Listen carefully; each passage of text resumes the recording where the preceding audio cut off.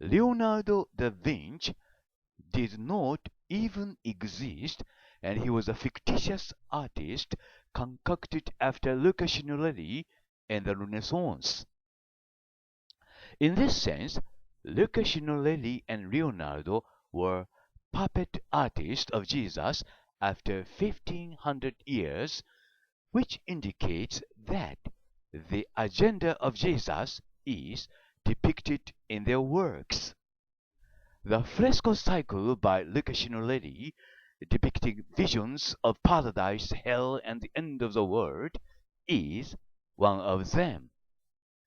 In this painting, Maria and Jesus are fighting to each other, and Jesus was defeated, falling down from the sky onto the ground.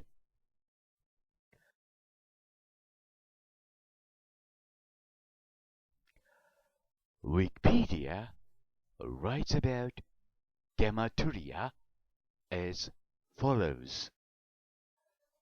Gematria originated as an Assyro-Babylonian Greek system of alphanumeric code or cipher, later adopted into Jewish culture that assigns numerical value to a word, name, phrase, in the belief that words and phrases with identical numerical values bear some relation to each other or bear some relation to the number itself, as it may apply to nature, a person's age, the calendar year, or the like.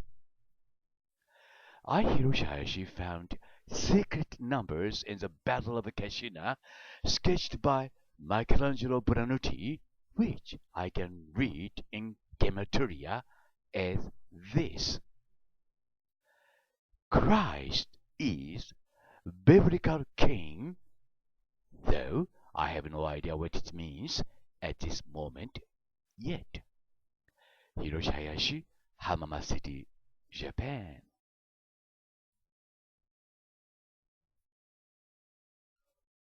What is Raffaello Santi for us humans? Here in this video, I think I can show you my answer.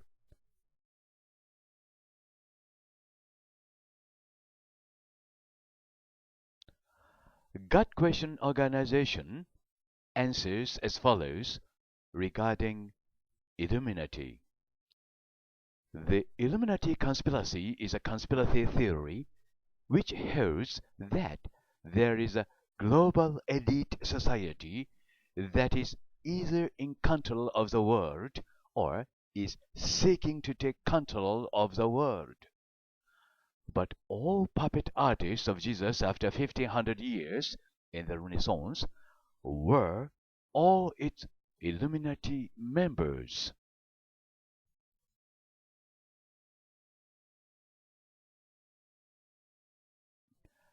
Social consciousness.com write about the concocted human history as follows. Our history is not what we think. Over the past few thousand years, we have warped our own history. Our versions of the past have been mistranslated, changed, altered, and skewed to fit our understanding of reality and completely being left our many things that we cannot explain. The Renaissance is just one of them.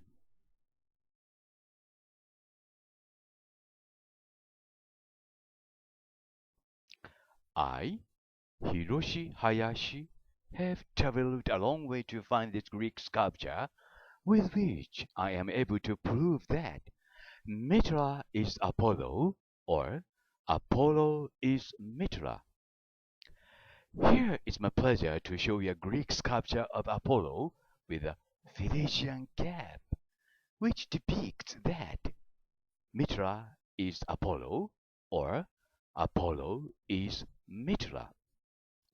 The Greek sculpture has got sun rays around his head, and it shows that he is the sun god.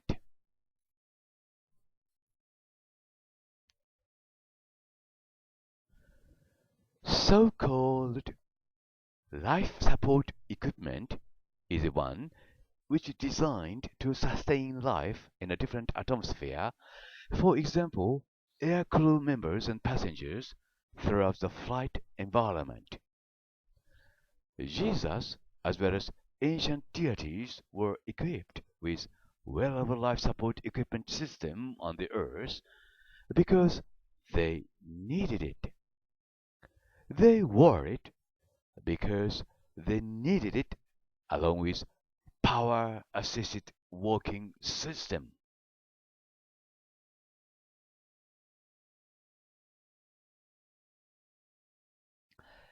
MIT explained about biosuit or skin-tight spacesuits for astronaut as follows. Since the dawn of human spaceflight, one of the big challenges has been how to protect astronauts in the harsh environment of space. Spacesuits have traditionally been bulky, hard-to-wear items, allowing unlimited mobility. Astronauts who perform repair work in space find the stiffness of spacesuit gloves especially challenging.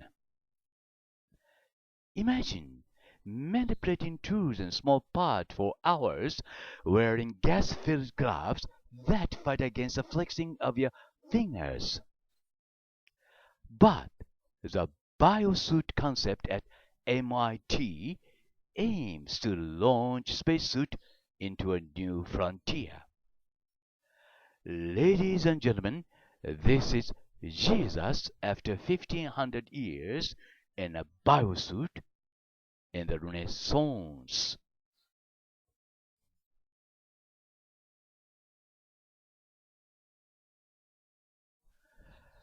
The terms king and kingship are applied not only to human rulers but also to God.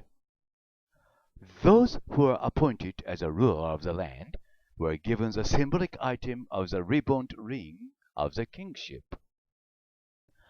Here in this relief of King Khosrow II, you see two of the rings which are to be given to the king from Mitra right and Anahita left.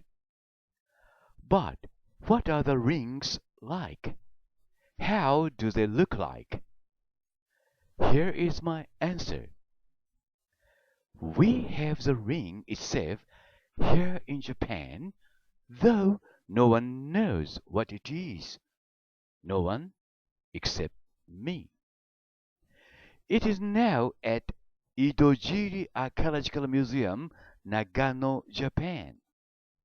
This is a ring of the kingship unearthed from Jomon Land, Japan.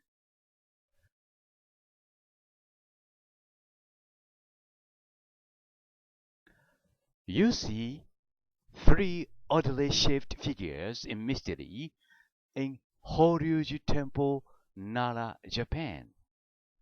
They are called samurai warriors in Japan, but no one agrees, I suppose, they are humans, though it doesn't matter whether they are samurai warriors or not. Please make sure by yourself that they are not humans as you see here. Very strangely to say, from the top of authoritative people down to elementary school teachers, it is taboo with them here in Japan to use the words extraterrestrials, aliens, UFOs, or some sort of similar words in the public. Teachers are not allowed even to discuss about these matters with children in classrooms. Once you utter these words at school, you would be inevitably fired on the spot and discharged from the society because these words are against 교과서 or authorized textbooks. It is against the law in Japan for teachers to teach children what it is not written or based on 교과서 or authorized textbooks, though most of the Japanese people believe themselves to be a people of freedom and the democracy of highly advanced nation. Are we? Anyway, ladies and gentlemen, here you see three strange figures in Nara Horyuji Temple, Japan. They are samurai warriors according to the official documents of Horyuji Temple. Are they? You be the judge. I, Hiroshi Hayashi, have claimed for over 3 years, since September 2013, that these three clay figures are ancient visitors to this planet, the Earth. Otherwise, how can you explain the similarities between these three clay figures and Sumerian deities and goddess? They are more than look-alike to each other, or I say, they are the same, exactly the same in shape as you see here. Then we wonder why these three strange clay figures are here in Japan, together with strange figures in Sumer.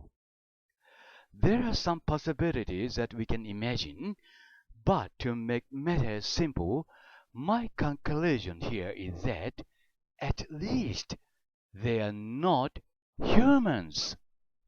There was a people who visited both Japan and Sumer. Or you may think that these three strange figures in Horyuji Temple were brought in from Persia through the continent up to Japan in ancient times. Were they? No, of course not. These three figures in Horyuji Temple sit in Japanese style, sitting properly erect with their legs under themselves. They were not from Sumer, China, nor Korea. They sit in Japanese style. They are ETs from the outer space, which is very clear, isn't it? Or what else can you imagine? Or can you imagine who they are and where they came from? Then more important thing is to unify these facts and weave up a new theory out of this fact in order for us to get out this mystery. Why are these clay figures in Japan? This is just a starting point to keep thinking. Why? And why? Why were they here at Horyuji Temple in Japan?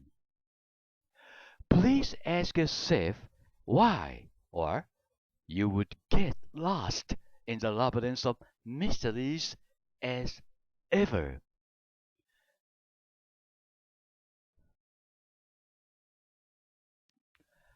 The Piri Reis map is a world map compiled in 1513 from military intelligence by the Ottoman admiral and cartographer Piri Reis. Wikipedia writes as follows. Approximately one-third of the map survives. It shows the western coast of Europe and North Africa and the coast of Brazil with reasonable accuracy. Various Atlantic islands, including the Azores and Canary Islands are depicted, as is a mythical island of Antilia and possibly Japan. The point of the issue of a controversy over decades is whether the part of the map down right below is a part of the Antarctic continent or not. Is it a part of the Antarctic continent? If so, if it is a part of the Antarctic continent, the map was created by ETs, whom we may call gods, since the Antarctic continent was not yet discovered in those days in 1513.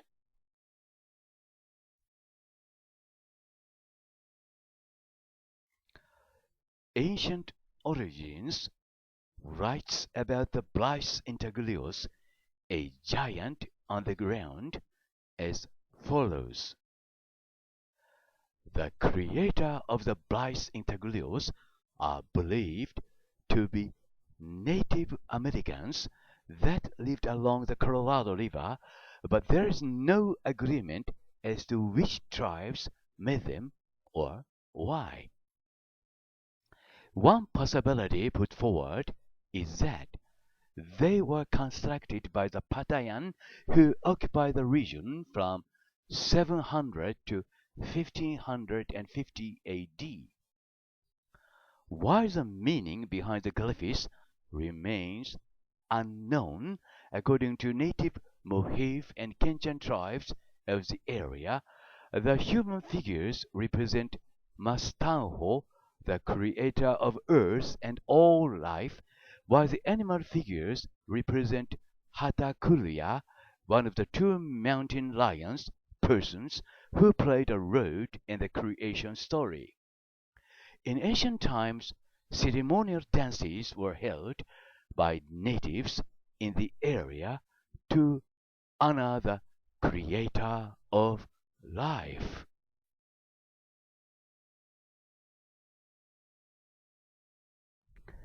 Stonehenge, UK, was dismantled and took down long time before 1950s by the owner of the land. The date is unknown, but there survived only one photograph of Stonehenge, which indicates that Stonehenge was there at least when an aerial camera was invented. The name of the owner is unknown either. The date and the owner's name is not important. The fact is that after that, the present site of Stonehenge was completely flat with nothing except one rock at the end of the site. Stonehenge was dismantled, some megaliths of which were most possibly broken into pieces, and some megaliths of which were carried away to somewhere for some other purpose. The important thing here for us to know is that before 1950s, when Stonehenge was reconstructed, there was nothing there on the vacant site before it was reconstructed, except one rock as far as I know, and some so-called John Aubrey holes.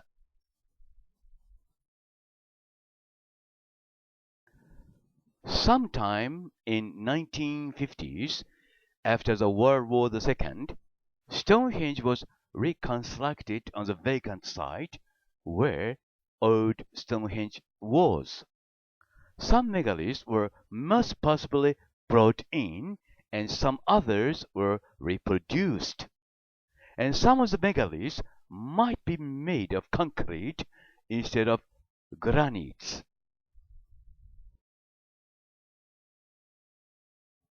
I say here again, Stonehenge now we see in UK is Stonehenge, which was reconstructed from nothing on the vacant site after 1950s. Is it a fake? Is it a fraud? Or is it just a restoration? No one in the British government has explained about the reconstruction or restoration of Stonehenge before dozens of photographs were disclosed by KGB, a Russian Committee for State Security. Those photographs show us as the evidence that Stonehenge was reconstructed from nothing on the vacant site.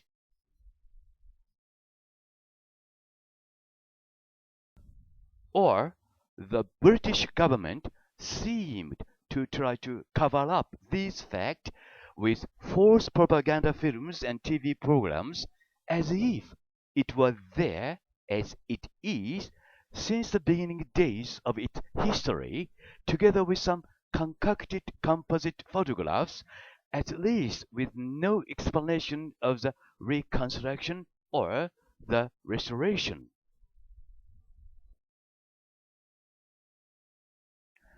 Now all have been disclosed about Stonehenge without any choice but to admit it, and we know Stonehenge was reconstructed in around 1952 or 1953 after the World War II.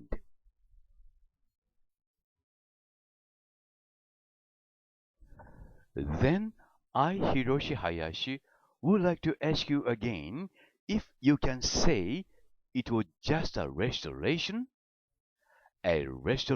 from nothing with false megaliths and concrete-made rocks most possibly with fake photographs. Now, no visitors and tourists to Stonehenge can even touch the megalith but see it from the outside of the ropes around the Stonehenge. But why? One thing is very clear. We are angry.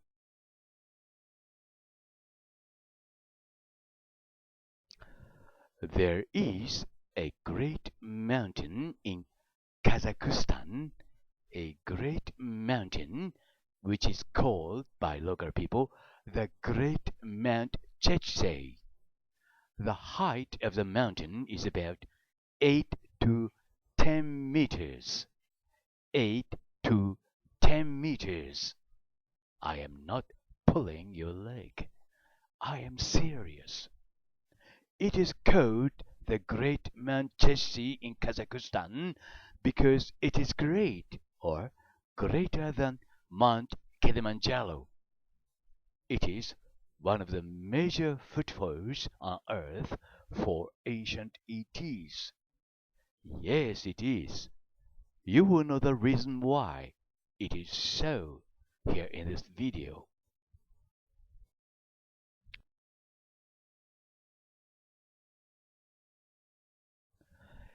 Mount Ulawan is a volcano situated on the island of New Britain, Papua New Guinea, about 130 kilometers southwest of Rabaul. It is the highest mountain around there at 2,334 meters and one of the most active volcanoes in Papua New Guinea. It is very strange for us to know that Mount Fuji is located without an error just on the line between Mount Minakami, one of the most mysterious mountains in Japan, and Mount Ulawan. According to a Japanese legend, Mount Minakami was a man-made pyramid created artificially by ETs, whom we may call gods in ancient times. Why Mount Minakami and why Mount Ulawan? And why Mount Fuji? Here is my answer to this mystery. That is to say that our Jomon ancestors might have come to this Japan land long, long time ago from the area around Mount Ulawan.